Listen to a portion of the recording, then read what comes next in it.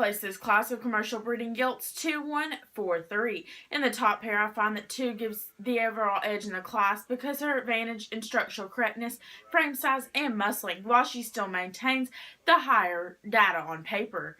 Ideally, I would prefer to see my class winner leaner about her top and more distinct in her groove, but nonetheless, it is 2 over 1 in my top pair because she is no doubtably a longer, wider skeleton gilt that's especially more mobile.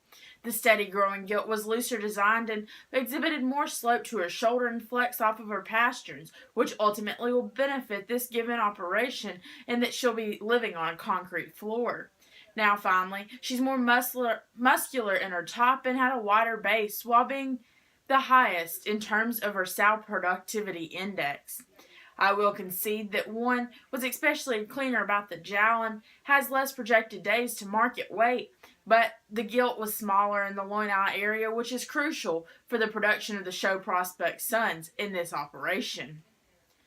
In moving to my intermediate pair of gilts that are in contrasting type, I prefer the frame size and leanness of 1 over 4. Without question, 1 was a bigger outline gilt that was especially longer profiling and more feminine about her front. Furthermore, she was cleaner throughout the front 1/3 of her body. She was cleaner about the front 1/3 of her body and her cavity and revealed more blade action when on the move. She's particularly longer to her loin edge while being more pulled apart in her chest floor, maintaining that maternal rib. Now I do realize that 4 worked more volume of muscling from the blade to the hip. However, this does not compensate for the fact that she was the shortest sided and held a below average SBI while having more back fat. In moving to my bottom pair, it is 4's advantage of width of skeleton and muscle mass while maintaining freedom that compelled me to place him over 3. 4 was wider based and demonstrated more spring of rib and width of chest. Additionally, the short-tailed gilt exhibited a more muscular top and more turn to her loin while having more center body dimension and ham coverage than 3.